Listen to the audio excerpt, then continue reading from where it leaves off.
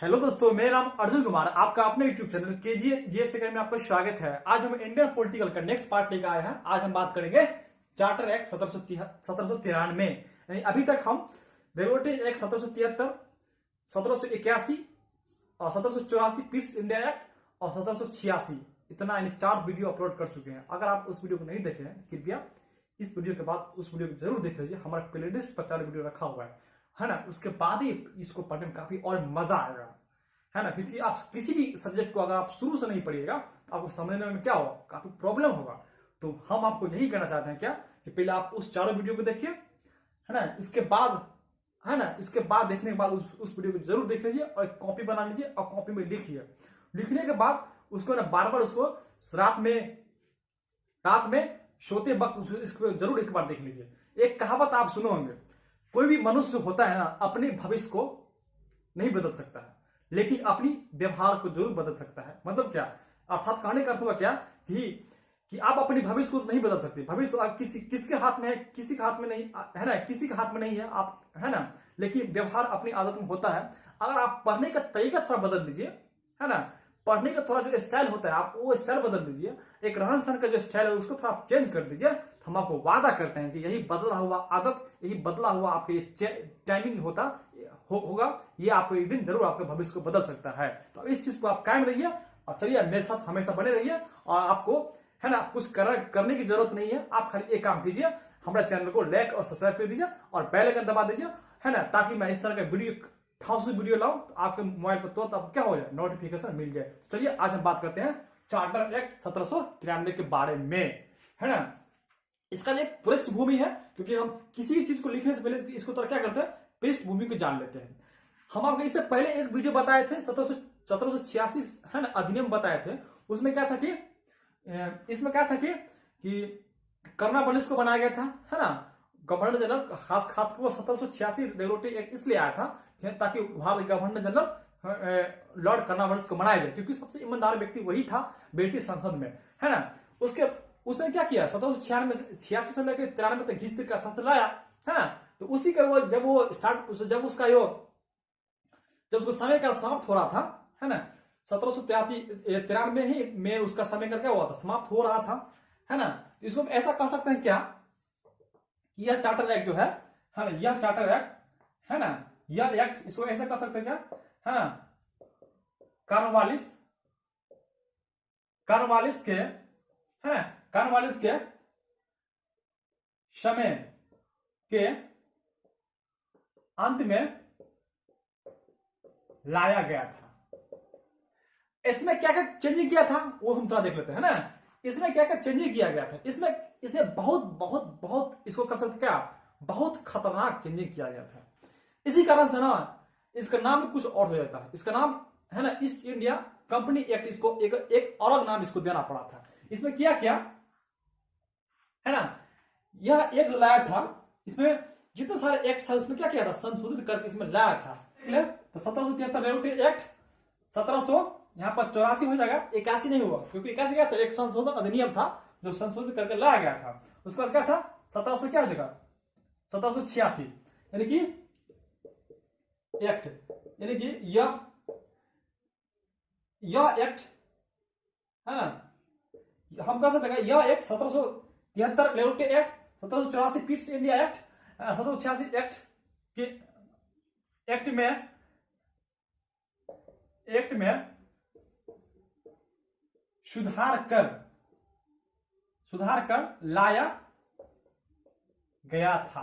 अब देखिए क्या किया गया था, इन सब को संशोधित करके इसमें लाया गया था, है। इसलिए आप इसको कह सकते हैं क्या, इसलिए इसको यानी कि इसलिए इसको ईस्ट इंडिया, है ना, कंपनी एक्ट कहा जाता है। देखिए इसको एक और नाम दिया गया है चार्टर एक्ट को, है ना, ईस्ट इंडिया कंपनी एक्ट। यहां से डायरेक्ट क्वेश्चन आ सकता है कि ईस्ट इंडिया कंपनी एक्ट किस चार्टर एक्ट को कहा जाता है। तो डायरेक्ट हमको 1793 मारना है। क्यों मारना है? क्योंकि ये जो लाया गया था इन सभी को संशोधित करके, यानी कि इन सभी को सुधार करके यह एक्ट लाया गया था। कोरोना वायरस के टाइम को अंतिम पीरियड में यह चीज को लाया गया था। अब हम देखते हैं इसकी क्या क्या विशेषता रहा होगा। अब हम क्या क्या करते हैं, इसकी विशेषता के बारे में चर्चा करते हैं कि इसमें क्या क्या लिखा गया था इन सबको संशोधित करने के बाद, है ना। अगर हम देखें तो इसकी विशेषताओं के बारे में हम आप देख लेते हैं। चलिए इसको हम हटा देते हैं, आप इसको जरूर अपने कॉपी में लिखिएगा। चलिए अब इसको हम क्या करते हैं, हटा देते हैं। अगर इसकी विशेषता के बारे में बात करें, यह आपका विशेषता, अगर इसकी विशेषता के बारे में बात करें, है ना, तो फर्स्ट विशेषता यही था कि भारतीय क्षेत्र में कंपनी के अधिकार को जारी रखा जाए। मतलब क्या है, जैसा जो क्षेत्र कंपनी ने अपने शासन में, अपने कब्जे में कर लिया था, है ना, कंपनी में कर लिया था, उसमें फिलहाल शासन जारी रखा जाए, यह कहा गया था। ऐसा नहीं जो आप कंपनी हटा दो, हम खुद आएंगे करने के लिए। वो कब आता है, वो 1857 जो सैनिक विद्रोह हुआ था उसके बाद आया था, 1858 में आया था। डायरेक्ट ब्रिटिश संसद के द्वारा कानून इंडिया में डायरेक्ट वहां से आया था, एलिजाबेथ इंडिया आया था। तो अभी फिलहाल 1858 में आया था, वे फिलहाल कंपनी का ही शासन रहेगा। तो अब इसमें कह सकते हैं फर्स्ट विशेषता इसको हम कह सकते हैं क्या, कि इसमें, है ना,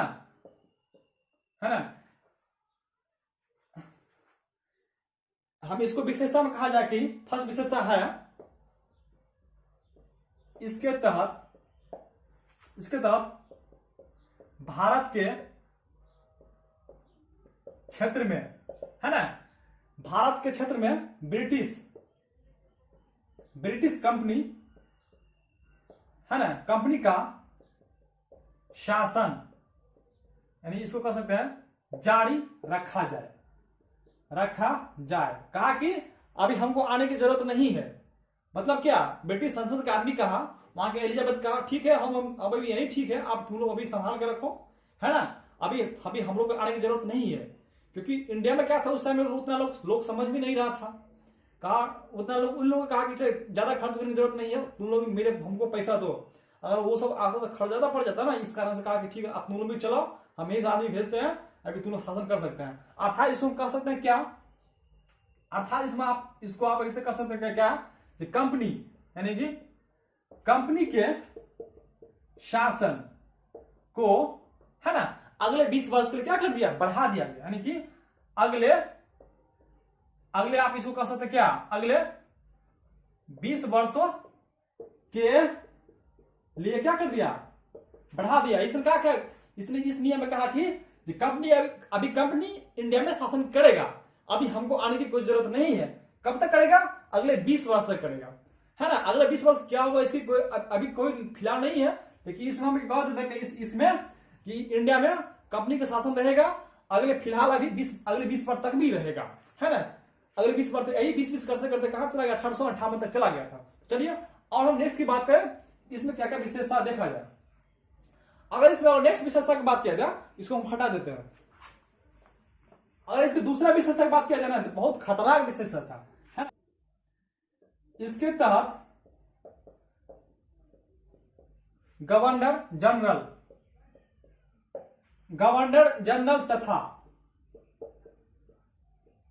उनके मंत्री परिषद को, है ना, इसके तहत क्या कर दिया गया कि जो भी आप जो हो ना, आप जो कोई भी गवर्नर जनरल बनेगा, और उसके साथ साथ उसके मंत्री परिषद होगा, इंडिया में कम से कम 12 साल तक रहना उसको अनिवार्य कर दिया। कितना कर दिया, 12 साल तक। आप इसको ऐसे लिख सकते हैं क्या, इसके तहत गवर्नर जनरल तथा उनके मंत्री परिषद को, है ना, भारत में, है ना, 12 वर्ष तक रहना क्या कर दिया, अनिवार्य कर दिया।